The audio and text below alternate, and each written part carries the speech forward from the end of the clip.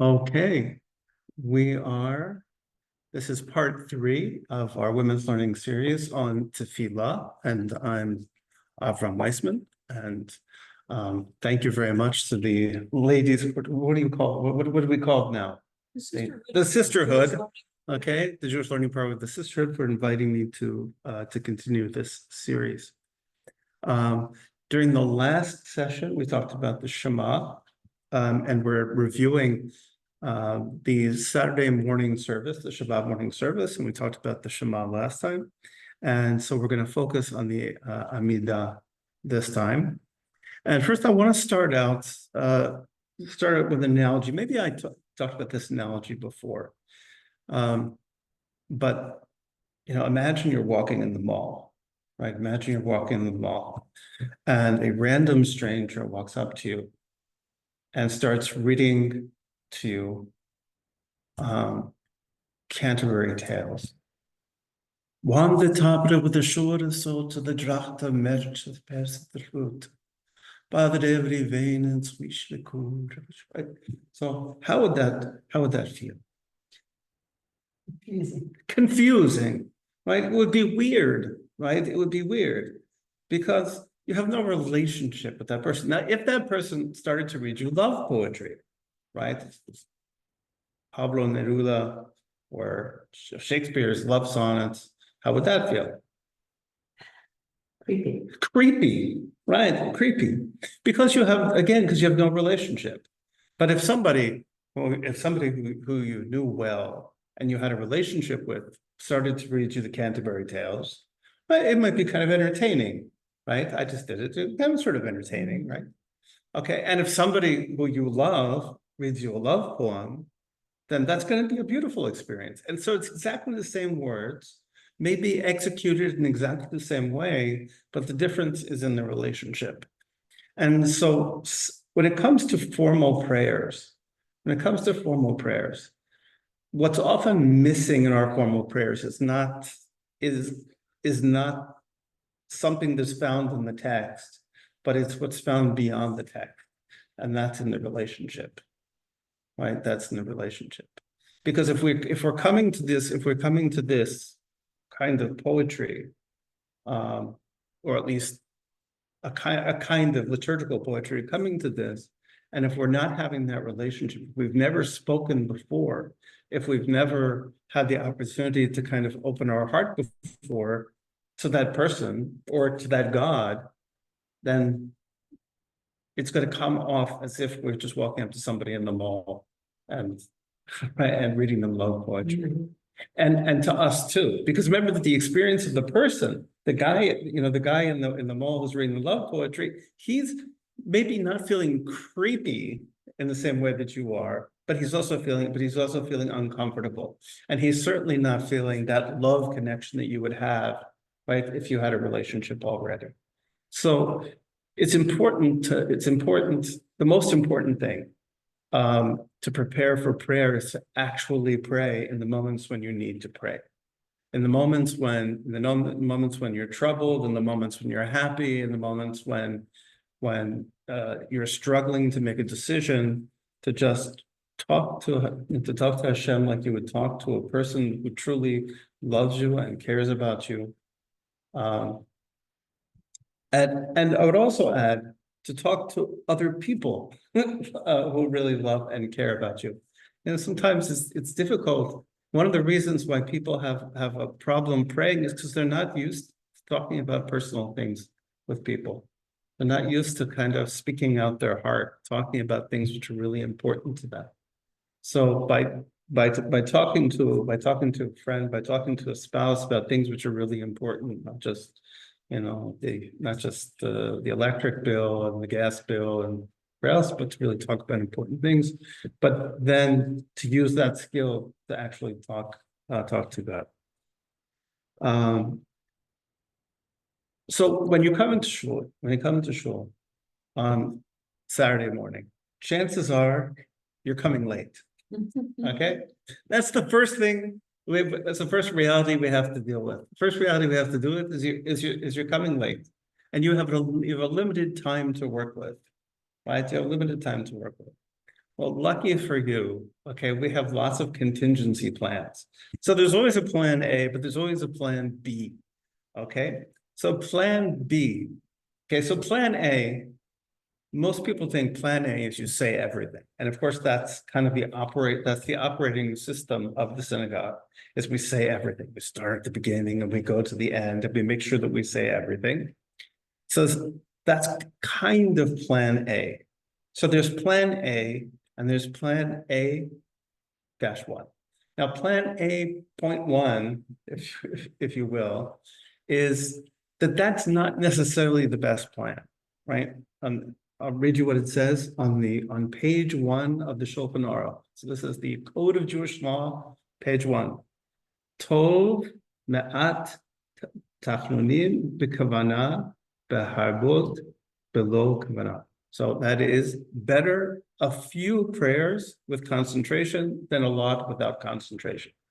So that plan A of saying everything, and if you have to do it at a breakneck speed that nobody can possibly understand, 90% of the people can't even move their tongue that fast. Okay, that's not necessarily a good plan, but that's the plan that people have. Okay, so that's not even the best plan necessarily, but that's plan A. Plan B is you take the time that you have, whatever time it is, and you use it in the best way possible. Right, to use it in the best way possible. So very simply, the two most important prayers are the Shema and the Amidah. Those are the two most important prayers. As we talked about, I talked before, the Shema establishes the unity of God, the mitzvah to love God, and the mitzvah to follow and the mitzvah to follow His commandments, right? All of those things are covered in the Shema. So the Shema is very kind of central and is, if you want, kind of the central theological piece. Is the Shema.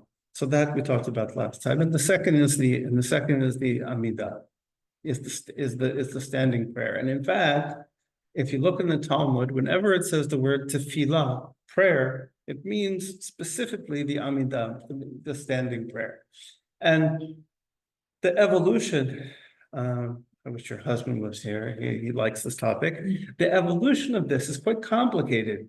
The Amidah really began as a series of topics, and the Chazan, who was a poet in his own right, would spontaneously compose prayers that were based on those topics. And over the years, fixed wording became more and more fixed. There's even, as Harry Abadi pointed out to me, I'm giving him credit, there's a piece in here. There's one piece in this Amidah, which is actually very new, which is only a couple hundred years old, and was added as kind of like an introduction to the next piece, and that's how often it happens. I'm sure you didn't say this, but what are the topics? Okay, so essentially the Amidah for Shabbat, okay, is shorter than that for the rest of the week. So for the rest of the week, it's called Shemona Esrei. It's actually 18 plus 1 brachot, 18 plus 1 topics. Okay. For Shabbat, it's 3 plus 3 plus 1. So it's a total of 7 topics. The first 3 and the last 3 are identical to the week, and instead of all the pieces in the middle, there's just 1. Right? The reason for that is that the piece in the middle, so mention you have 3 here, right? 3 here, that's total of 6. And then you have the 12 plus 1. The 1 was added later, so we'll say 13. So we have 13 in the middle. Those 13 in the middle are asking for something. And on Shabbat, we don't ask for things. Shabbat is the day that we take the world for as it is. We sit back and we say, thank you, without saying please. I remember we said in the very beginning that all that all Jewish prayer boils down to please, thank you, and I love you. Well, we have some please. Okay, we have some thank you, and we have I love you on Shabbat, but we don't have please, right? So we're not asking for anything. So it's 3 plus 1 plus 3. So let's take a look at the themes. So first, What page? this is page 343. Oh. 343. So first we begin with a prayer to pray, which is, it says, Adonai sfatai tiftachu figyetecha, Adonai, open my lips so that my mouth speak your praise. So we begin by acknowledging that even the power to pray is something that we get from Hashem, and so we ask Him for the ability to be able to express ourselves. The first bracha, the first section, deals with the avot, deals with our ancestors. And it kind of establishes a connection between these prayers and all of our, and our collective past. Now, you'll notice something interesting. It says, blessed are you, Adonai, our God, God of our forefathers, God of Abraham, God of Yitzchak, and God of Yaakov. So that's already very interesting, because you would expect, first of all, you don't have to say, you could say, blessed are you, Adonai, our God and God of our forefathers. We don't have to specify who they are. We know who they are. And even if we were going to specify who they are, the normal way to do that would be, blessed are you, Adonai, our God and God of our forefathers, Avram, Yitzchak, and Yaakov. That would be the way to do it.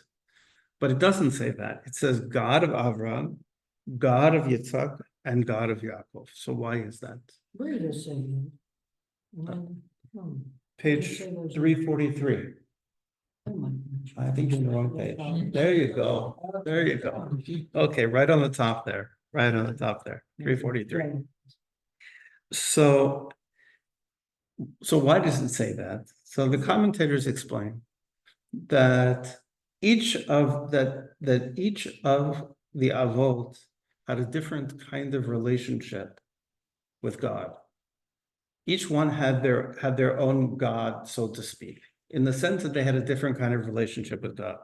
Abraham, his relationship with God was mediated by acts of kindness, right? We know that he had his beautiful tents where people would come, and that was his way. That was his way of serving God was to share through kindness. Yitzchak, right, on the other hand, was all about service. He was all about doing things. Yaakov, it says Yaakov was a person who was. It says that he was a person who lived in the tent. He was a homebody. He was a person who studied. He was a person who was introspective.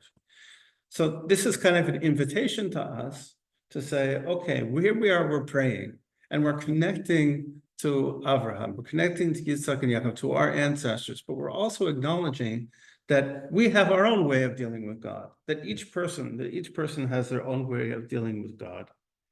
The great, mighty, awesome, supernal God who provides generous kindnesses, who owns everything. So there's a contrast there between supernal God, El Elyon, and Koneh HaKol. So El Elyon means the God who is above and transcendent and over and above everything. And Koneh HaKol is the one who is involved with everything. So he's both of those things, both transcendent and immanent, who remembers Zocher Chazdei Avot, remembers the kindnesses of and the service that was rendered by our ancestors, right? And in some sense, we are kind of following in their footsteps. So the very beginning, right, where we refer to God as Magen Avraham, as being the shield of Avraham, is to say that he's also now our shield. We're now kind of under the umbrella of our ancestors, and we're following in their footsteps. So the second So that's the first bracha. That's the first section. The second section is called Givurot, or the strengths, and describes the powers of God. In particular, in the course of that, the resurrection of the dead is mentioned 5 times, right? And really, in this second bracha, in the second section, we acknowledge God as the author of life and death. And when we say Mechaye Metim, right? When we say Mechaye Metim, we say that when God revives the dead, it doesn't just mean in the eschatological sense, in the sense of the end times, right? Although we believe that, right? We believe that, it also refers to our experience, right? That there are times when we are pretty dead inside, when we are just down for the count. And that he is also for us Mechayeh Metim, that even though we feel like we're dead, we feel like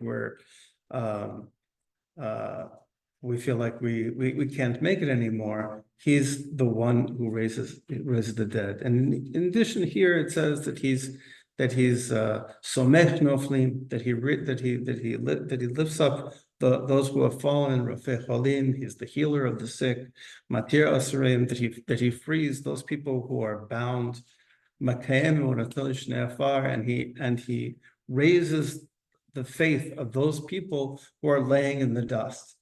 And when it says laying in the dust, there are 2 interpretations of that. One is that it's talking about the resurrection of the dead, and the other is talking about, people who are right, people who are depressed, people who have fallen into hard times, that he lifts them up. So we talk about God as the giver of life and death. Melech me'mitum chayeh, the God who causes death and causes life. And it's a very profound thing. I personally, I find, and this is my personal approach, I find that I very often, there are things I linger over and things I don't linger over. There are things which I may have said them for many years and not noticed them for a very long time. And this is one where it says, Memit chayeh, who kills and gives life. And it's only recently, as I've gotten a little bit older, that I now linger over those words. I really think about what that means. Which one is in English, to restore life? Yes, who causes death, restores life. Ask you something. Yeah. So, you've pointed out that it's reviving the dead is mentioned 5 times. Yeah. Right? And obviously also that this is a very central prayer. And yet is the whole notion of reviving the dead somehow, to me, but that's what I'm asking you, is not a central concept in Judaism in the same way as it is in some other religions. Like, we don't have complex picture of heaven or hell. I mean, there may be, we don't have a whole world, a whole load of language around what that means. So there it is, 5 times here in a central prayer, and yet somehow it's not a central focus of, as far as I'm aware, of Judaism. Am I wrong about that? Well, yes and no. Okay. I think that on the one hand, the idea that God is the one in control of life and death is absolutely central, right? Central to Judaism. That God is the source of life and death is central. The idea of resurrection of the dead is referred to. There's a very nice treatment of this by Rav Sadia Gaon, because he asks the same question you do. He says, why do we focus on this thing when it's never mentioned directly in the Torah? And he says, okay, so why is it mentioned directly in the Torah? There are definitely hints to it, and there are kind of sideways references to it in the prophets, but not in the Torah itself. And so he explains He says, look, he says, when the Torah was introduced, these were all absolutely new ideas. The whole concept of one God was a completely new idea. And this was just beyond the comprehension. This was beyond the comprehension of anybody who could receive it at that point. And in addition to that, it's impossible to talk about the experience after death in any meaningful way. And this is where we disagree. This is where we disagree with Christianity and Islam, I would say. Because ultimately, that experience is going to be a non-physical experience. And we can't talk about non-physical experiences. We only have physical experience. We only know what it means to live in a limited body and experience the things that limited beings experience.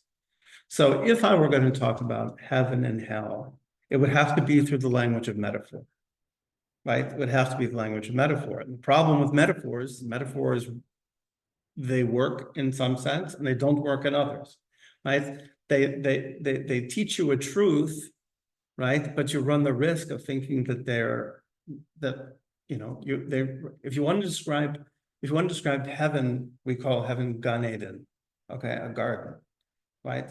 But we understand it's not a literal garden. There's not living plants there. There's not flowers there. There's not rivers there, because those are material things. The only way that we can imagine a place of overflowing with life is by describing it like a garden. So that becomes the metaphor. Judaism, isn't there a greater focus on doing good and mitzvot and so on in one's life? Isn't there a greater focus on blessings being brought to you as a result of the good that you do in this life? Yes. Rather than in any. Right. And that's why we don't get any details here. Right. We don't get any details. We start out by saying, look, God, I understand that you're the one I'm here, I'm standing in front of you, right? I've taken, with the Amidah, I would take 3 steps back, 3 steps forward. I've sort of removed myself from this world, and I've now come into your world, and I'm standing in your presence. And I recognize that you're the master of life and death. And that also I don't understand the mysteries of death. Right? I don't understand the mystery of life. I understand the mystery of death, because here he's saying that even this death, which is the thing that we're most afraid of, many of us, right? Many of us are most afraid of. And that we find most mysterious, he's saying this is only something which is temporary. This is only part of a process, right? This is only part of a process. It's just one stage. It's one. You mean living us now or after? No, both. Yeah. Both. Okay. Right? Because it says that you have the idea of the resurrection of the dead is that your death is also temporary. It's like you're like a cicada, right? You're going under the ground. You're going to reemerge as something. You're going to reemerge as something else, right? The cicada maybe doesn't know that. Maybe the cicada thinks it's being buried forever. Who knows? So I had a friend once who's Catholic, and she's the reason I'm thinking about this is because I didn't give a good answer, and I've wondered in the years since what I should have said. And she said, "Do Jews believe in life after death?" And at the time, I didn't have an answer, and I said, "I don't think so," but obviously I was wrong about that. And she said, "In that case, what's to stop you, doing bad things in life?" And I was so flabbergasted that to think that there could be, that the only reason you might do the right thing in life is because of worrying about what's going to happen afterwards. I was so what should I have said? I mean, I was too flabbergasted to answer at the time. How would you have answered if somebody said that to you? I would answer yes. I'd say that we do have. Yes, no, I don't. Right. I mean, the other part, why? About why. Yeah. I would say it's like this. It's, again, I'm gonna be relational. Okay, I'm gonna be relational about it. So one thing is like,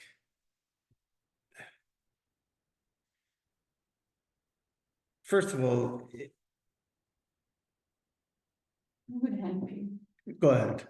Judaism is overloaded by law, and law itself is containing the punishment. Example today, if in America it says the law says this, if Yeah. you do this, it is considered a crime or considered, something you would pay fine for it. So the law itself, the Judaism, the religion before Judaism, it has no laws. It has belief, it has priests who they take care of everything. The other community does nothing, basically. They just have a God, they believe when they need, when somebody is sick, they go there. But Judaism has introduced law. Law, it is automatically, it hides, it has in its giving law, its mean.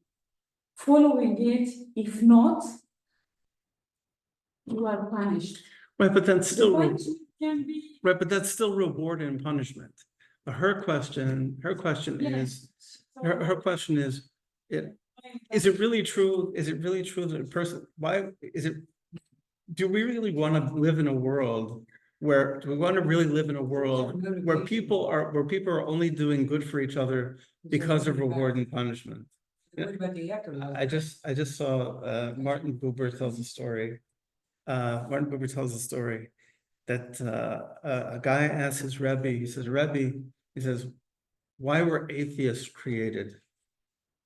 And his Rebbe thinks about it, and he says, atheists were created to teach you that you can do good without reward and punishment. Right? Right. Because the danger is when you're doing things with reward and punishment, that there are two dangers. One is that you are doing everything for brownie points, right? So it's kind of like, okay, I'm doing whatever I want because I'm either going to get merits or demerits, and I'm working for merits and demerits. The other problem is that now the other person now becomes the instrument, right, of my gaining points, right? You become my baseball bat in the game of baseball, right? You're my opportunity. Who's that? It's Flora. For Lauren? Is she not one? Ruvain's wife. Oh, did she come to the place? I don't think so. I meant it. She is. Okay. Yes. She doesn't know if this is a problem.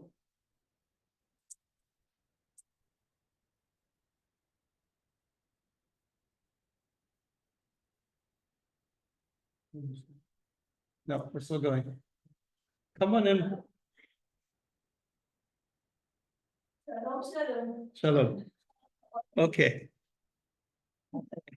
So Okay, sorry, I left it open. Should I it's leave okay. it? Leave it. Yeah. Okay. So the second danger is that the person becomes the instrument of your work. So you don't want to, right? You want to be careful about that kind of approach. I'll tell you after. There's also interesting teaching about Torah last week.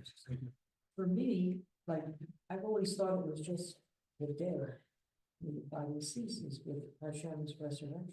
So what you've said today opens up the whole notion of depending on God to give you faith, to function, to become better, to be resurrected as a human spirit if you're down, right? Right. In other words, that's such a living relationship while you're here in this universe to help you function better and to recognize his power and the relationship that you can have with him to help you And also to I be, never thought about that with, you see, to be able to ask, That's also very asking interesting. for more, you know, a lot of people are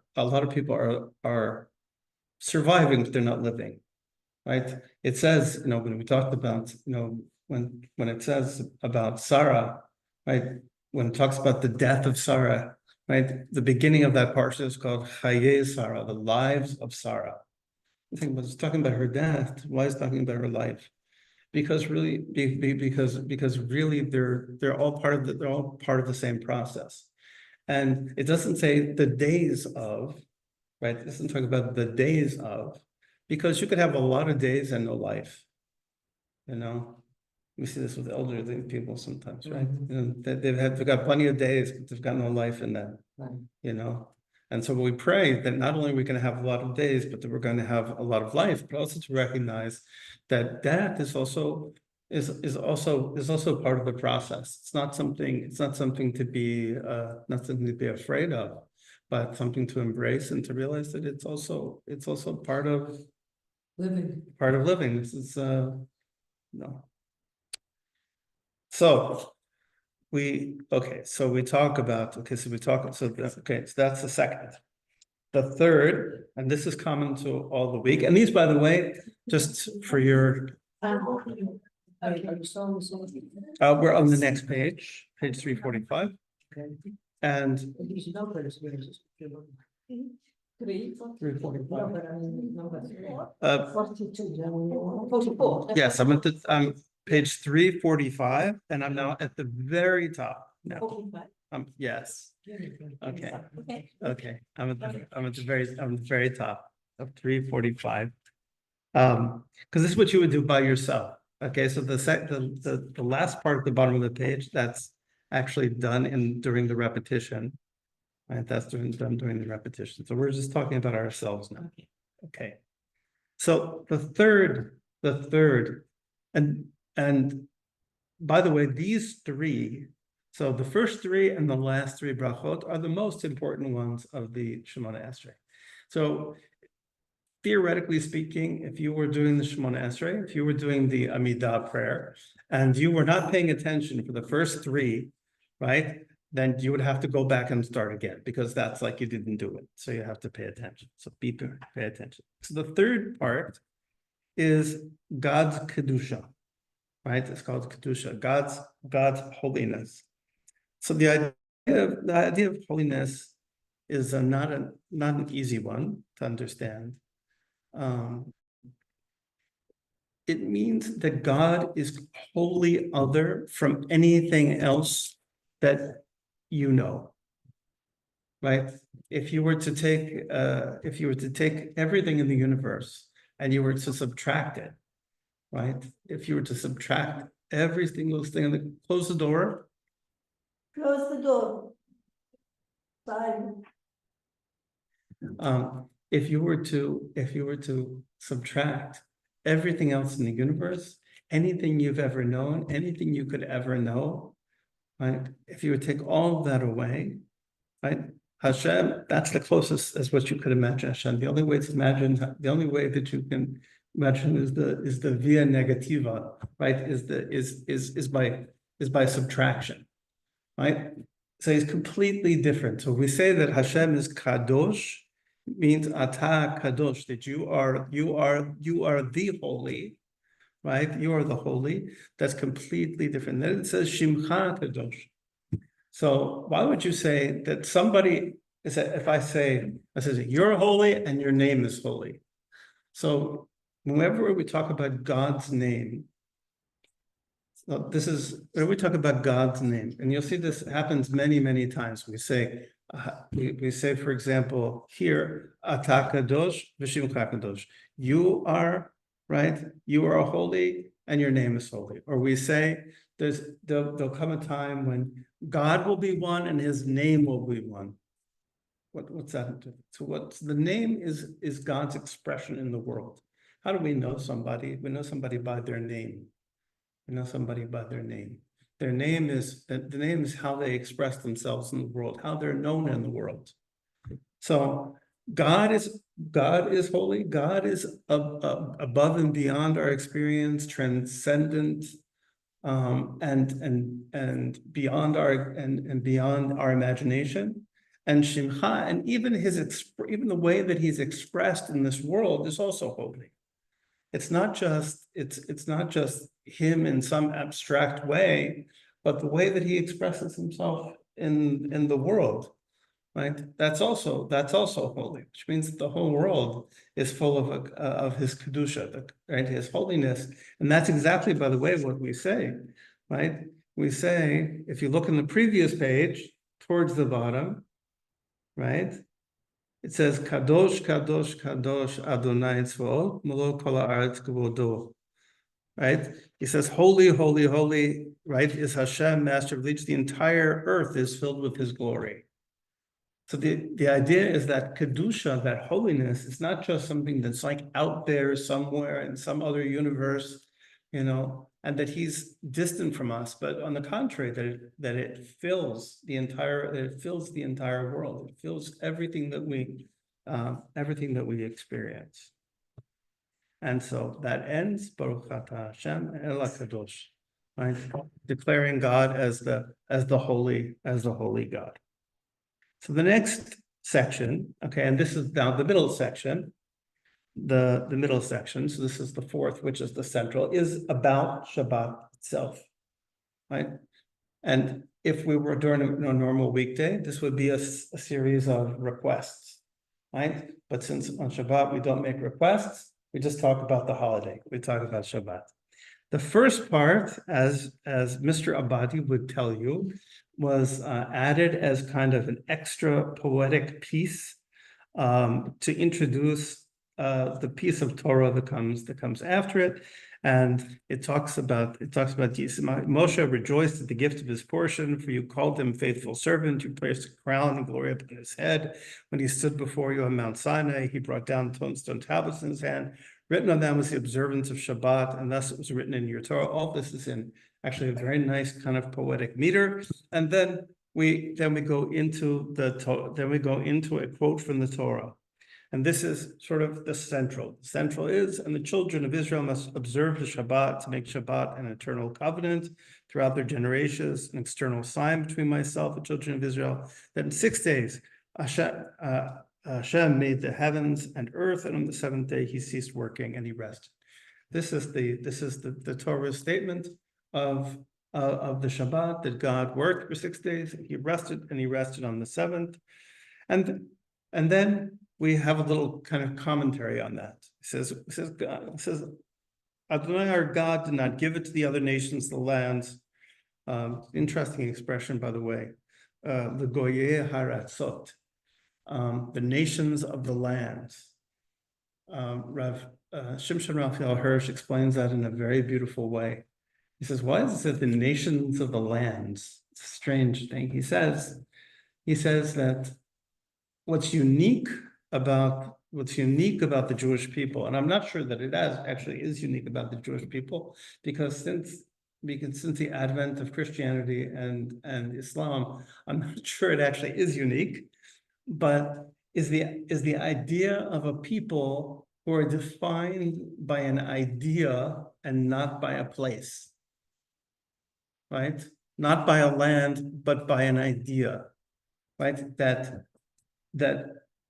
Jewish people, right, existed in all different parts of the world, right? In Iran and Turkey and in England and America and Poland and Egypt and Morocco and every place in the world. And what united them was the idea, right? The idea of the Torah and the practice of the mitzvot, but not necessarily what makes a Frenchman French.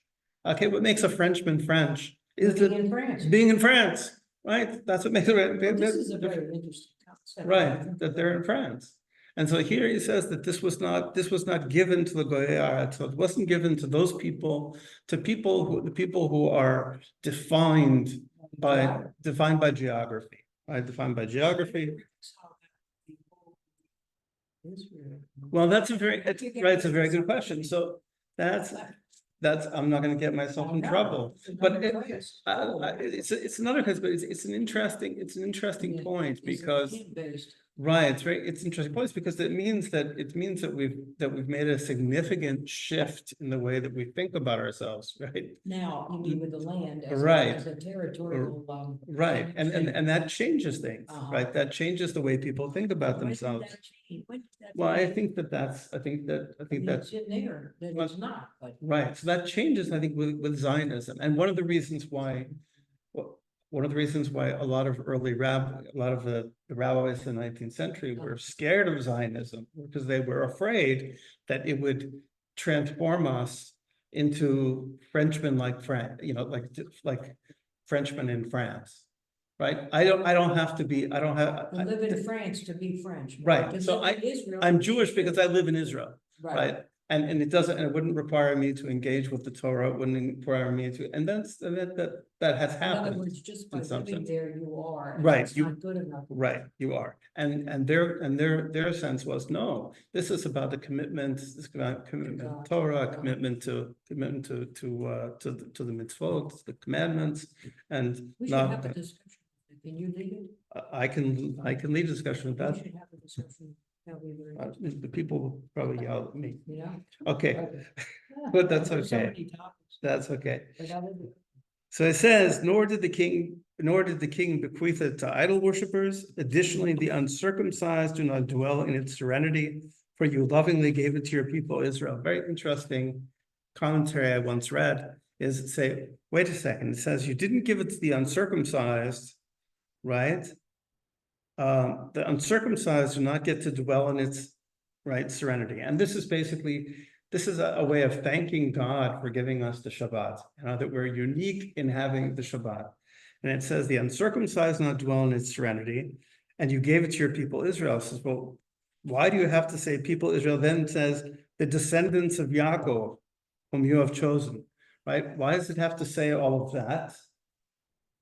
So the reason why it has to say all that, according to one commentator, is because when it says uncircumcised people, are we the only uncircumcised people in the world? You mean, are we the only circumcised? Oh, you're right. Are we the only circumcised people in the world? No, right? Are Ishmaeli, right? Muslims, Also circumcised, Christians do. right? but not Also, religious. but not religiously, right? But Muslims also Muslims are do, part of religion, right? And then Muslims also do. And then it says to your people Israel. So you might think, okay, that would be enough, right? You know, think that'd be enough. But if you look in the, if you look in the Gemara, the Talmud and Megillah, it says any person who believes in one God can also be called Yisrael. So okay, that's not good enough yet, right? Because it could still include, right? If that's the case, if we're talking about people who believe in one God and they're also circumcised, that could also include the children of Ishmael. And so therefore it says the descendants of Yaakov, whom you've chosen. Oh, it puts a better boundary around it. Right, it puts a boundary on to say that this is a special discipline, that Shabbat is a special discipline that was designed particularly for Bnei Yisrael, the descendants of Yaakov, right? And that this is, and so we thank God for this particular, for the rest, for the experience of rest of the Shabbat, which is defined, by the way, by this word, the menucha. And we translate menucha as rest, but it's a much deeper word than that. It's a spiritual rest. It's not the, nobody would ever call, like when you come home hard from work and you throw yourself down in the bed for that afternoon nap, what I like to take. That would not usually be called menucha.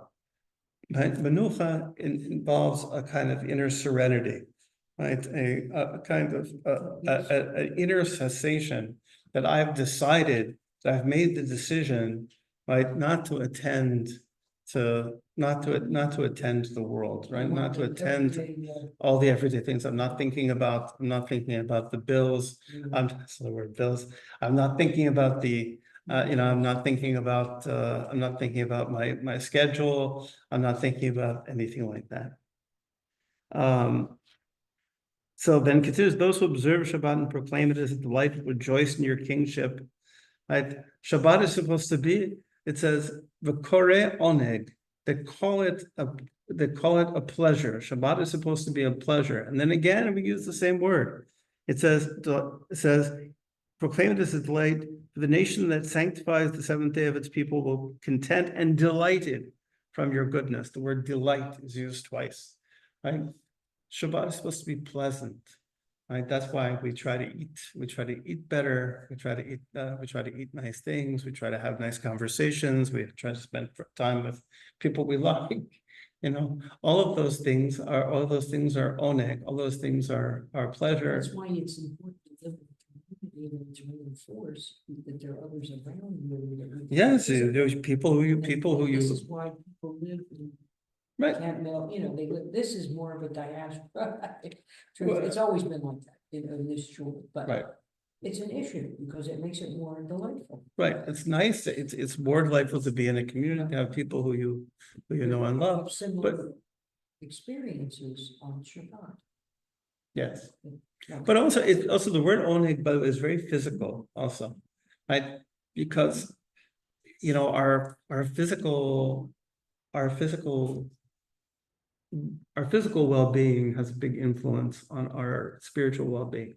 If we're having a beautiful dinner, right? If we're having a beautiful dinner and we're eating the wonderful sweets that Harry Abadi made last night, if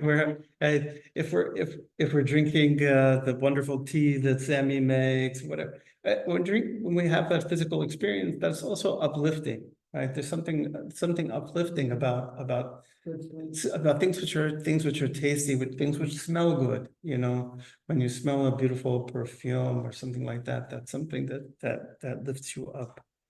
And for Shabbat really should be a day of those uplifting experiences. And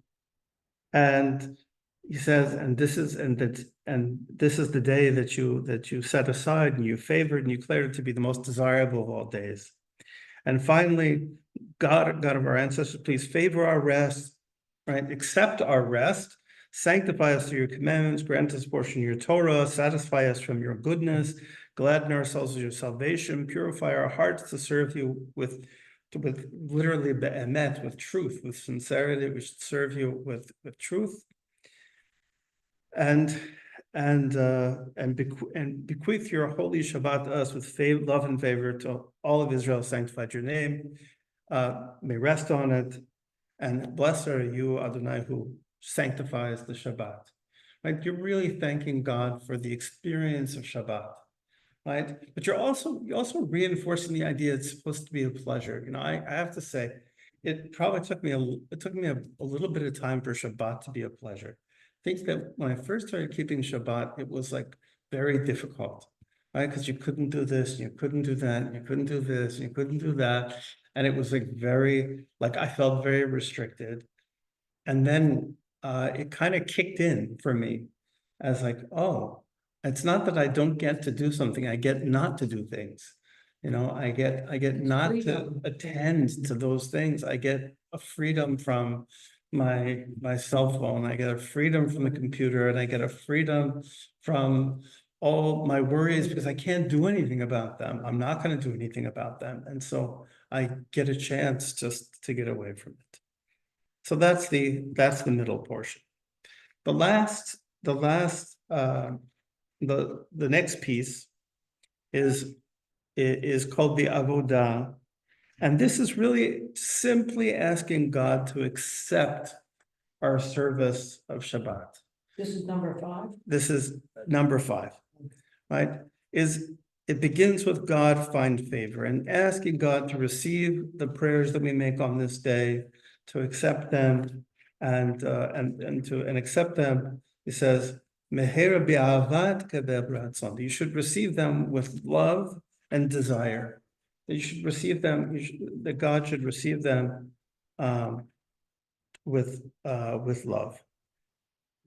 The next section is the section number 6 in the little print there on page 347 is